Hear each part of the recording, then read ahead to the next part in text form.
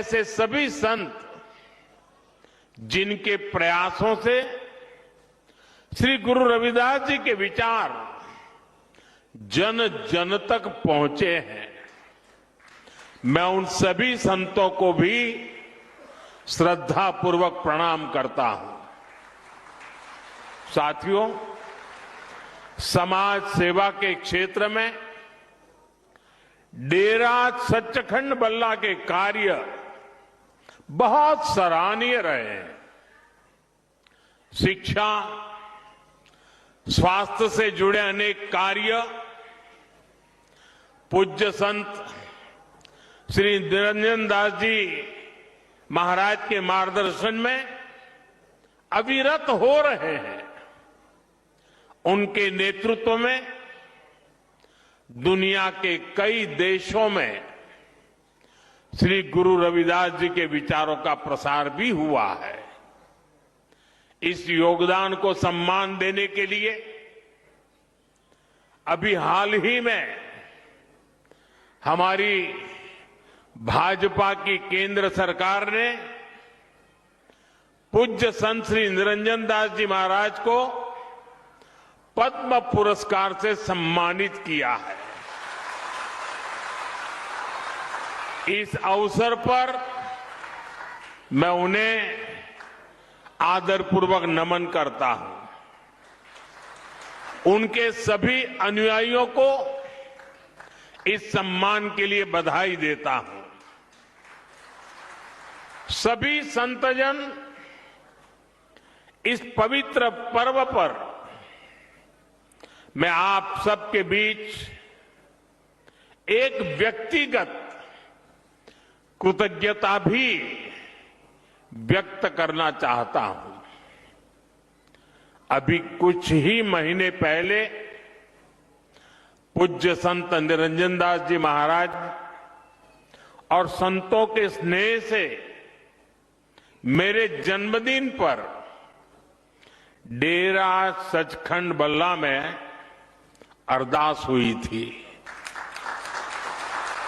मेरे लिए ये सामान्य बात नहीं है, मेरे जीवन में बहुत विशेष बात है।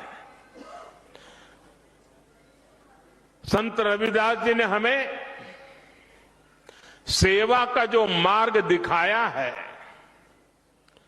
उस प्रेरणा को इससे और ऊर्जा मिली है। मैं इस स्नेह के लिए आप सभी का हृदय से बहुत बहुत धन्यवाद करता हूं। साथियों, आज मुझे एक और बात की भी खुशी है। अब से थोड़ी देर पहले ही संत रविदास जी के नाम पर आदमपुर एयरपोर्ट का नया नामकरण हुआ है।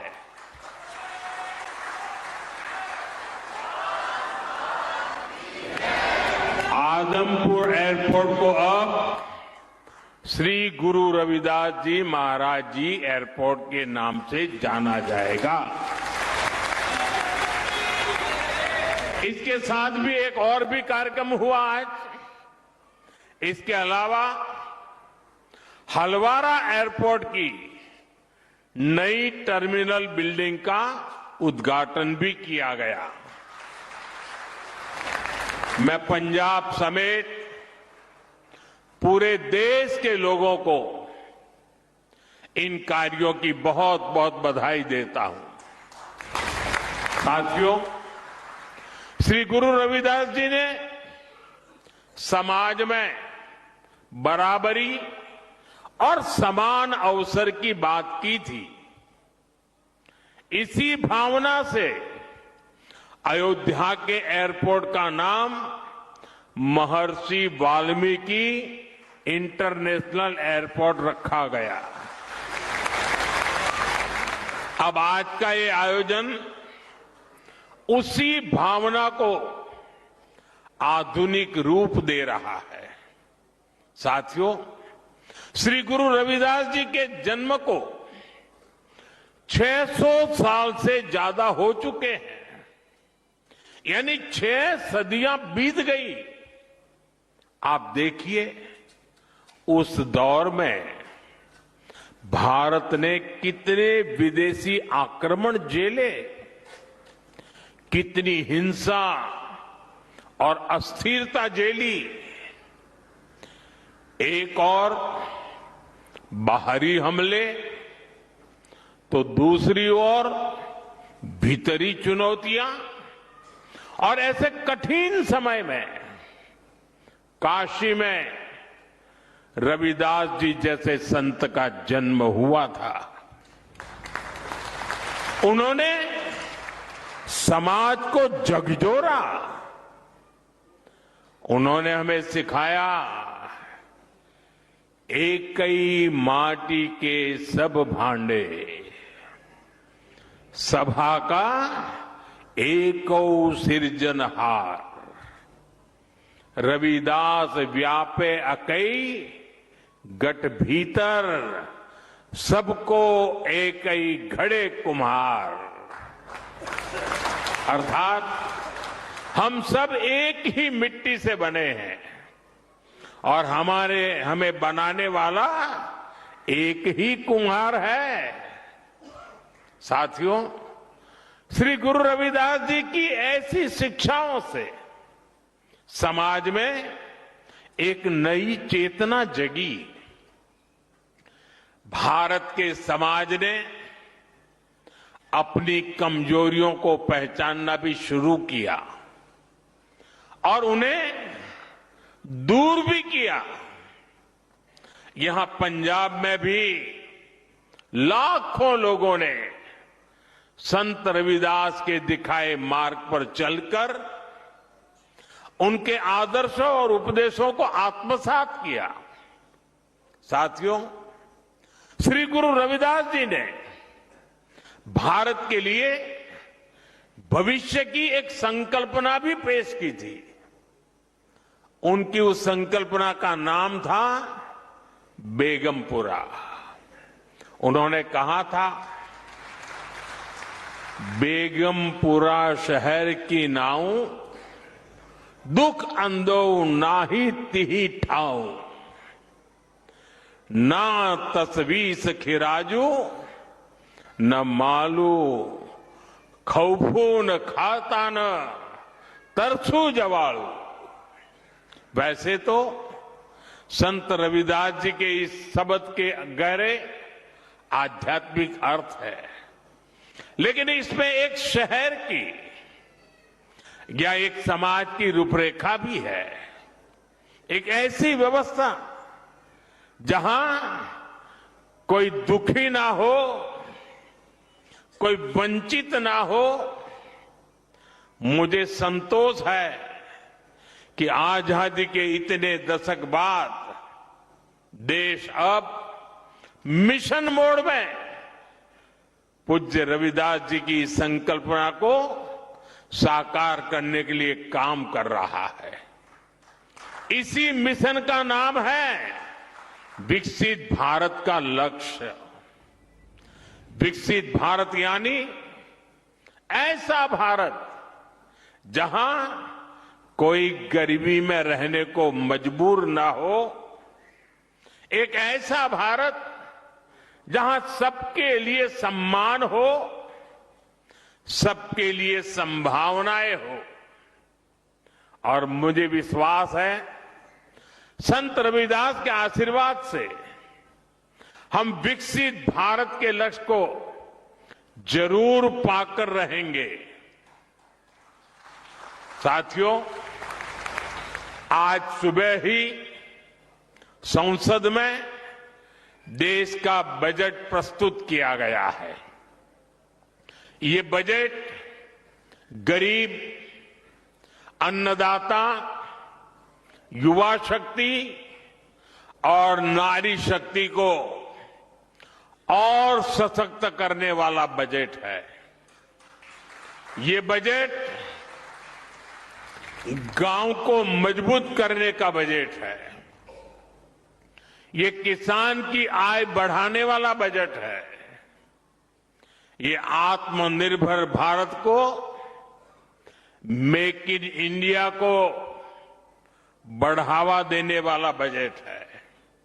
साथियों, बीते वर्षों में हमारी सरकार ने सड़क, पुल, बिजली, पानी, रेल, गरीबों के घर, सिंचाई, ऐसे हर इंफ्रास्ट्रक्चर में अभूतपूर्व निवेश किया है। इस बजट में ऐसे कामों के लिए पहले से भी अधिक यानी 17 लाख करोड़ रुपए का प्रावधान किया गया है। इससे गांव, गरीब, किसान, नौजवान सभी को फायदा होगा। इंफ्रास्ट्रक्चर निर्माण पर लगने वाला हर रुपया रोजगार के अनेक नए अवसर बनाता है। गांव में गरीब का घर बनता है तो मिस्त्री हो, गाड़ी वाले हो, स्थानीय दुकानदार हो, सबको फायदा होता है। गांव की सड़कें अच्छी होगी तो मंडी तक उपज पहुंचाना आसान होगा और इन सब का फायदा यहां आप सभी को मिलेगा। साथियों, बीते सालों में हमारी सरकार ने गरीबों और मध्यम वर्ग को सस्ता और अच्छा इलाज देने में बहुत ध्यान दिया है। पिछले 11 सालों में बहुत सारी दवाएं सस्ती की गई है। गरीबों को और बुजुर्गों को मुफ्त इलाज की सुविधाएं दी गई है। इस बजट में इसी संवेदनशीलता के साथ और भी महत्वपूर्ण निर्णय लिए गए हैं। कैंसर के इलाज को और सस्ता करने के लिए अनेक कैंसर दवाओं को और सस्ता किया गया है। कई ऐसी और बीमारियां हैं जिनकी दवाएं विदेशों से मंगानी पड़ती हैं। गरीब और मिडिल क्लास के लिए इतनी महंगी दवाएं पहुंच से बाहर होती हैं। ऐसी अनेक दवाओं को भी अब और सस्ता किया गया है। साथियों, इस बजट का बहुत अधिक फोकस जालंधर, लुधियाना, होशियारपुर जैसे देश के अनेक शहरों को विकास का बड़ा केंद्र बनाने पर है। ऐसे शहरों के विकास के लिए बहुत बड़े प्रावधान किए गए हैं। पंजाब तो देश के उन राज्यों में है जहां किसानों के साथ साथ छोटे छोटे उद्योगों की, एमएसएमईज की एक समृद्ध परंपरा है। देश के एमएसएमईज को बीते वर्षों में लाखों करोड़ की मदद दी गई है। इस बजट में भी एमएसएमईज के लिए हजारों करोड़ रुपए के फंड की व्यवस्था की गई है। बीते वर्षों में भारत का एक्सपोर्ट बहुत अधिक बढ़ा है। इस बजट में भी निर्यातकों के लिए, एक्सपोर्टर के लिए अनेक बड़ी घोषणाएं की गई है। साथियों, भारत अब दुनिया के बड़े कपड़ा और वस्त्र निर्यातकों में से एक बन रहा है। इसलिए इस बजट में टेक्सटाइल सेक्टर के लिए, हमारे बुनकर भाई बहनों के लिए भी अनेक घोषणाएं हुई है। महात्मा गांधी ग्राम स्वराज अभियान से हमारे गांवों में जो बुनकर है, हथकरघा और हस्तशिल्प से जुड़े साथी हैं, उनको बहुत फायदा होगा। कपड़ा क्षेत्र में ज्यादा से ज्यादा रोजगार बढ़े, इसके लिए प्रोत्साहन का भी प्रावधान किया गया है। देश में और भी कई मेगा टेक्सटाइल पार्क बनाए जाएंगे। इससे कपास किसानों से लेकर श्रमिकों तक हर किसी को फायदा होगा। साथियों, बजट का एक और फोकस एरिया खेल है, स्पोर्ट्स है, और पंजाब तो इसमें बहुत आगे है। इस बजट में खेलो इंडिया मिशन की घोषणा की गई है। इसके तहत आधुनिक इंफ्रास्ट्रक्चर तो बनेगा ही, साथ ही जो कोच है, सपोर्ट स्टाफ है, स्पोर्ट्स साइंस है, इससे जुड़े प्रोफेशनल्स भी तैयार किए जाएंगे।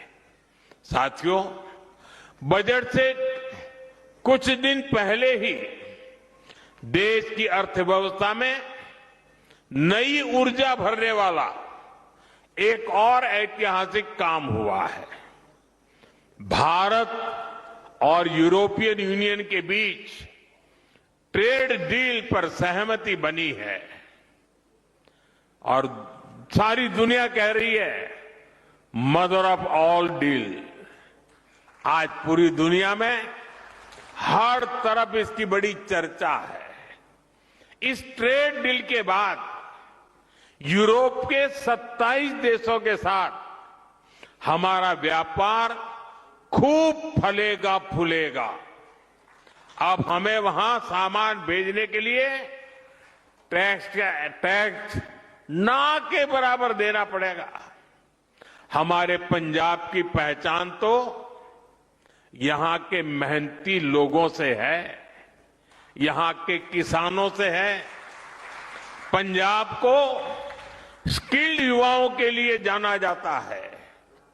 ट्रेड डील से हमारे पंजाब के भाई बहनों को बहुत फायदा होने वाला है।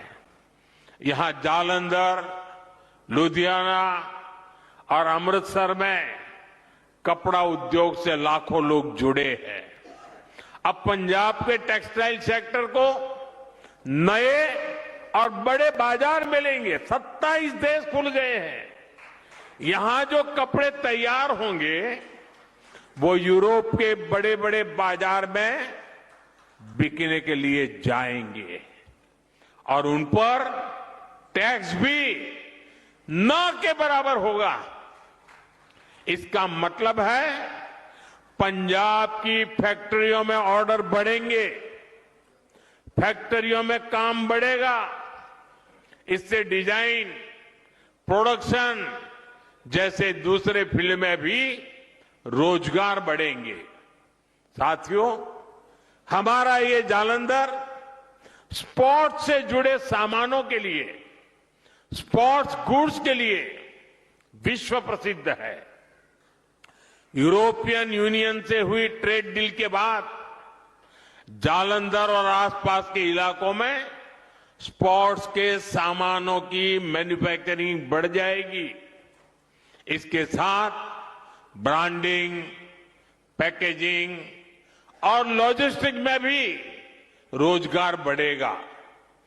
आज जो बजट प्रस्तुत हुआ है उससे भी जालंधर के स्पोर्ट्स गुड्स सेक्टर को बहुत मदद मिलेगी। साथियों, पंजाब खाद्यान्न के उत्पाद में भी आगे है। ट्रेड डील से हमारे प्रोसेस्ड फूड और आसानी से यूरोप के मार्केट तक पहुंचेंगे। इससे मोगा, फिरोजपुर, होशियारपुर और बठिंडा जैसे इलाकों में किसानों को बहुत फायदा मिलेगा। ये व्यापार समझौता पंजाब के युवाओं के लिए, किसानों के लिए बहुत बड़ा अवसर लेकर आया है। और मुझे विश्वास है श्री गुरु रविदास जी के आशीर्वाद से आप सभी को इसका भरपूर लाभ मिलेगा। साथियों, इस अवसर पर मैं अपने देश के उद्यमियों, मैन्युफैक्चरर्स और प्रोडक्शन से जुड़े सभी लोगों से एक अपील करना चाहता हूं। हमें अपने प्रोडक्ट की क्वालिटी पर बहुत जोर देना होगा। हमारे उत्पाद जहां भी जाएंगे उन पर भारत की छाप होगी। हमें अपने प्रोडक्ट्स को ऐसा बनाना होगा कि वो जिस मार्केट में जाए वहां के नागरिकों का दिल जीत लें। हमें ध्यान रखना होगा कि प्रोडक्शन क्वालिटी पर कोई समझौता ना हो। उसकी डिजाइनिंग, पैकेजिंग सबसे बेहतर हो। हमारे प्रोडक्ट वहां के नागरिकों की जरूरत के हिसाब से हो और लोगों को लगे कि अगर ये सामान भारत में बना है तो ये वैल्यू फॉर मनी है। आज ग्लोबल मार्केट में कंपटीशन बहुत ज्यादा है। अगर हम क्वालिटी प्रोडक्ट नहीं बनाएंगे तो हमारी जगह कोई और ले लेगा, फिर यह अवसर हमारे हाथ से निकल जाएगा। हमें ये अवसर नहीं जाने देना है। एक समय था जब भारतीय प्रोडक्ट्स अपनी क्वालिटी की वजह से जाने जाते थे, लेकिन गुलामी के लंबे कालखंड में इस पहचान को मिटाने का प्रयास हुआ। हमें भारत की उसी पहचान को फिर से स्थापित करना है। हमें पूरी ताकत लगानी है कि हम अपने प्रोडक्ट की क्वालिटी ज्यादा से ज्यादा बढ़ाएं ताकि हम उस मार्केट के रूप में स्थायी जगह बना सके, लोगों का दिल जीत सके। क्वालिटी ही भारत में बने प्रोडक्ट की सबसे बड़ी ब्रांडिंग होगी। तभी हम वहां के मार्केट में मजबूत पकड़ बना पाएंगे। साथियों, श्री गुरु रविदास जी ने हमें उपदेश किया है, श्रम कऊ ईसर जानी कई, जऊ पूजही दिन रैन। रविदास तिही ही संसार मह सदा मिलही सुख चैन। अर्थात जो श्रम को ईश्वर मानकर उसकी पूजा करता है वो हमेशा सुखी रहता है। इसलिए आज देश श्रम की पूजा कर रहा है। आज खेतों में पसीना बहाने वाले किसान के लिए किसान सम्मान निधि मिल रही है। यहां पंजाब के किसानों को भी पीएम किसान सम्मान निधि के 6,000 करोड़ रुपए से अधिक मिले हैं। आज श्रमिक वर्ग को नए कानून बनाकर उसके अधिकार दिलाए जा रहे हैं। हमारी सरकार गुरु रविदास जी के विचारों को निरंतर आगे बढ़ा रही है। जैसे अब संत रविदास जयंती का राष्ट्रीय स्तर पर आयोजन होने लगा है। कई राज्यों ने इसे आधिकारिक मान्यता दी है। उनकी स्मृति से जुड़े स्थलों पर फोकस किया गया है। पिछले कुछ वर्षों में काशी के सीर गोवर्धनपुर में हुए प्रयास इसी दिशा में ठोस कदम है। मध्य प्रदेश के सागर में श्री गुरु रविदास जी का मंदिर और संग्रहालय बन रहा है और मुझे ही उसका शिलान्यास करने का सौभाग्य मिला था। मुझे भरोसा है इन प्रयासों के जरिए हम अपने समाज की नींव को लगातार मजबूत करते रहेंगे। इसी विश्वास के साथ मैं एक बार फिर आप सभी को